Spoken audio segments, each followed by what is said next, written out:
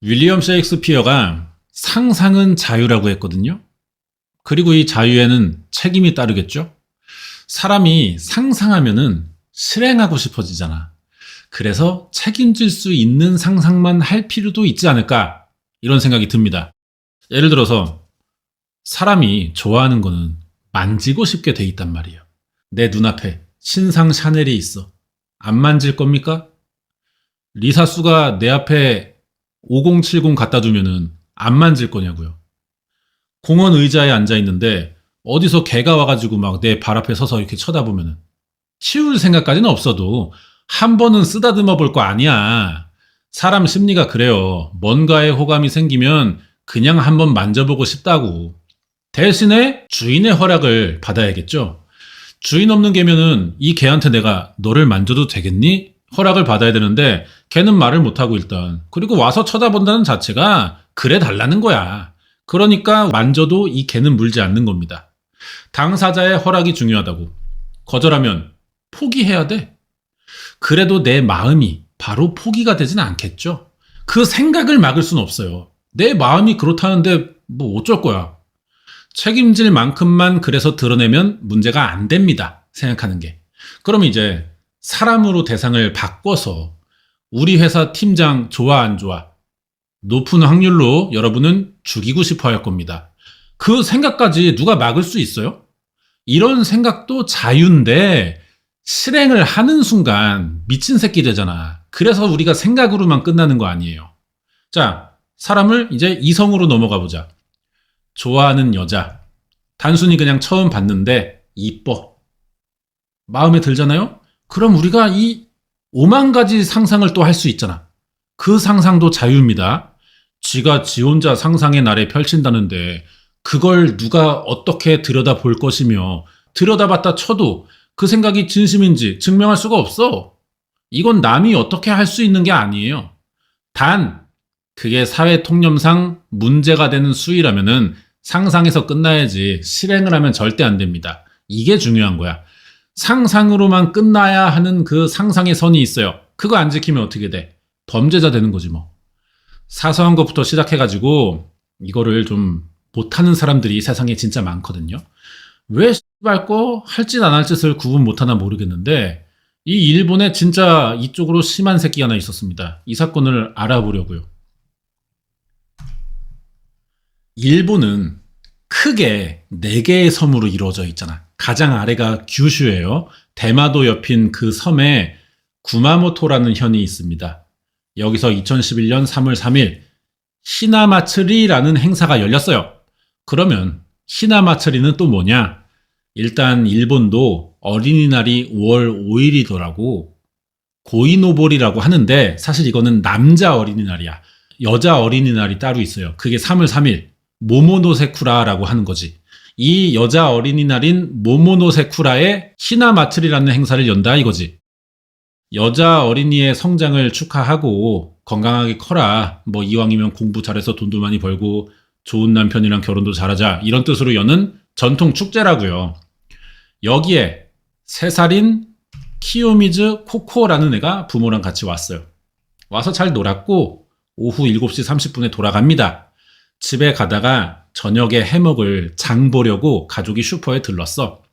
살 거 사고 이제 계산대 같이 계산하려는데 애가 화장실에 가고 싶대. 부모는 애를 혼자 보냅니다. 슈퍼라는 거 봐서 뭐 대형마트는 아닌가 봐요.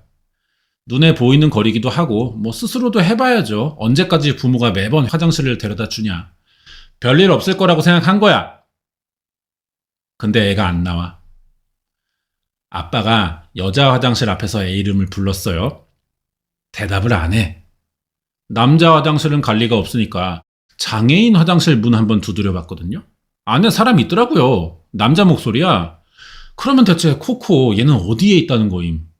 벌써 나온 건가 싶어가지고 슈퍼 안을 다시 돌아봤는데 없어요. 그리고 한 15분 있다가 그 장애인 화장실에서 남자 한 명이 나오더라고.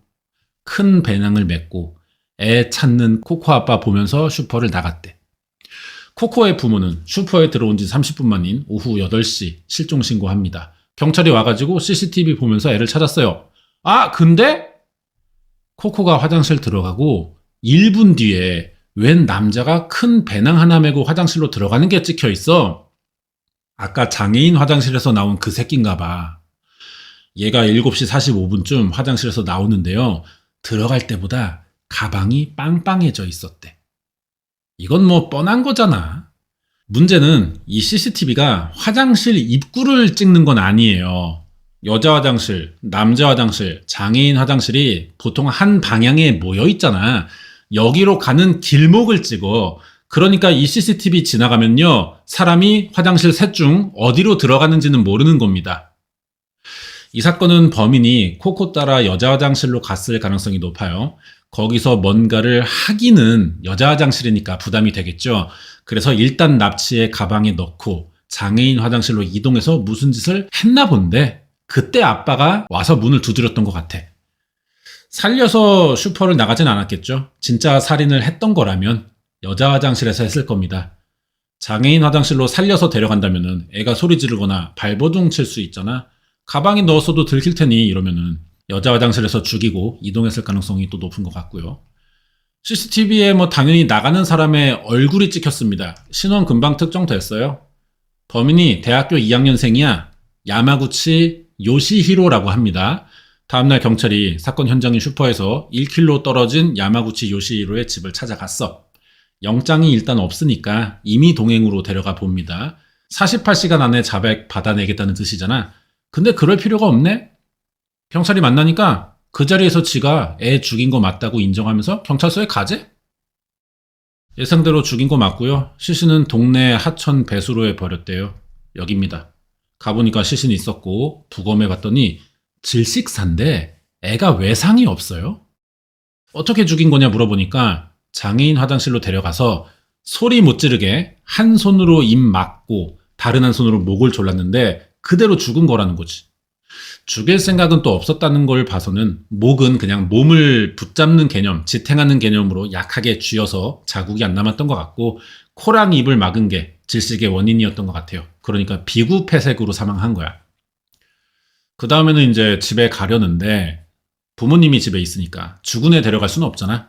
그래서 강 여기 배수로에 유기했던 거고. 시신 나왔고 범행 인정하고 진술이랑 정황 다 맞아. 사건 15일 만에 요시히로를 살인 용의자로 체포했어요. 이 정도면 검사가 100% 기소한단 말이야. 이 새끼도 뭐 눈치가 있으니 바로 변호사 선임합니다. 정신검사부터 받겠대. 죽일 생각이 없었다는 점과 정신 문제로 감형받아보겠다는 작전인데 이 검사를 4개월이나 합니다. 그랬더니 형사 책임에 문제가 없어 보인대요. 바로 기소했고 2달 뒤 재판 열렸어.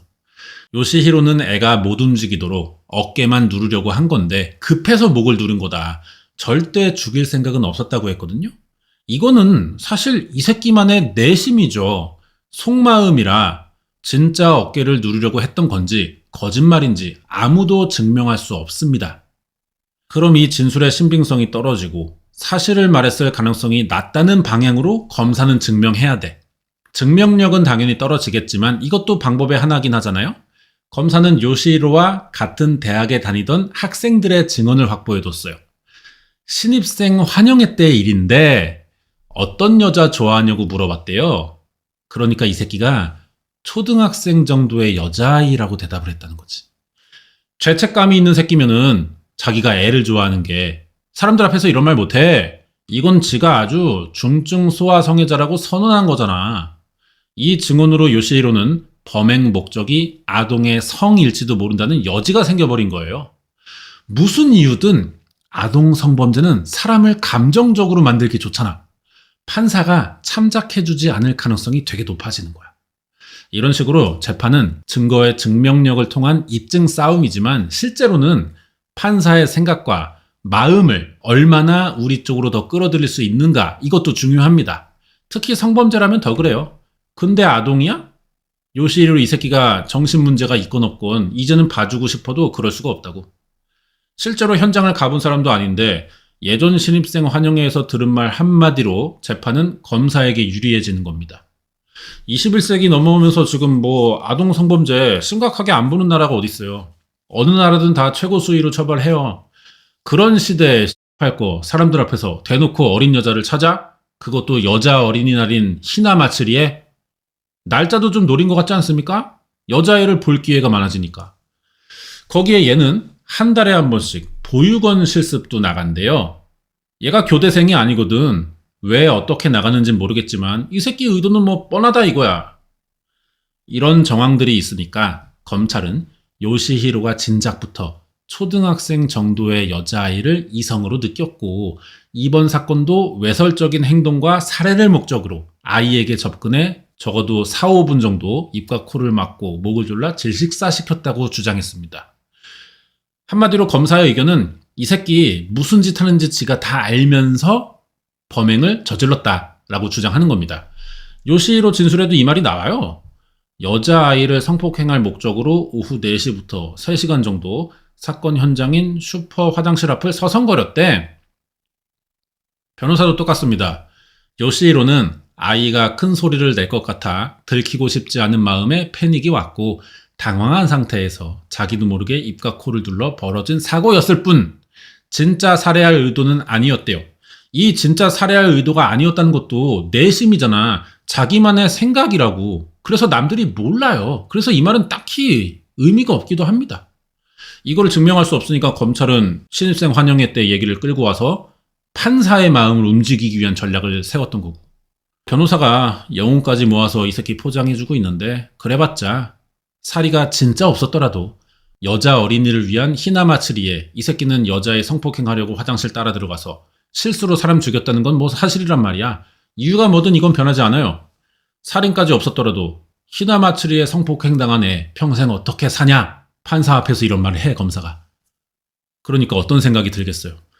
아무리 실수였어도 이거는 뭐 사회에서 충분히 격리될 만한 새끼고 검사의 주장 너무 타당하게 들리겠죠. 근데요, 검찰은 의외로 무기징역을 구형합니다. 그래서 이 새끼 무기 나왔어. 일본도 아동 성범죄 굉장히 빡센 나라입니다. 근데 이게 좀 이상하다고. 그동안 본 일본 사건에서 애들 죽인 범죄자들 대부분 사형 나왔단 말이에요. 근데 이 새끼는 왜 무기냔 말이지? 일단 이게 크게 알려진 사건이 아닙니다. 이거는 우리 작가가 일본 살아서 아는 로컬 사건인 거예요. 신문과 뉴스에서는 범인의 이름, 얼굴이 공개되지도 않았고요. 대학생이 살인했다고만 나왔었대요. 나이가 20살이니까 만으로 미성년자에 해당이 되는 거야.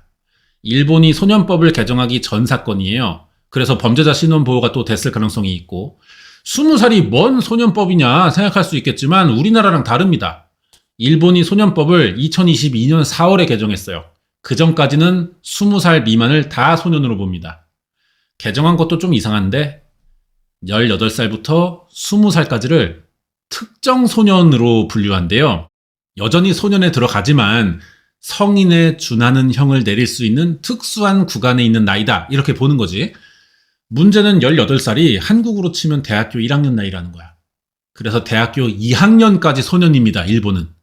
지금은 성인으로 처벌하지만 이때는 그랬어요.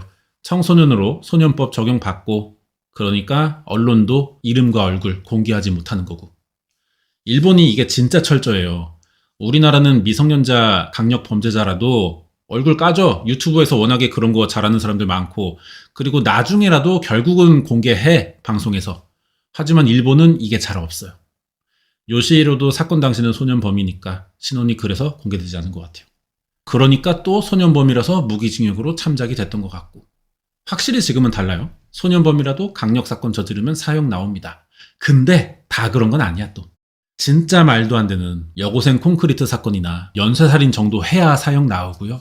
단순 살인일 때는 미성년자니까 특수구간 적용해도 무기징역이 가장 센 형량이 되는 거지. 이게 무기징역을 검찰이 구형한 이유가 아닌가 싶습니다. 뭘 새끼. 사건 내용은 여기까지고 관련된 이야기나 좀 할까요? 유족은 당연히 사형 요구했죠. 근데 법원이 계획범죄가 아니라는 점을 참작의 이유로 들었대요. 이게 계획이 아니냐? 이상한데?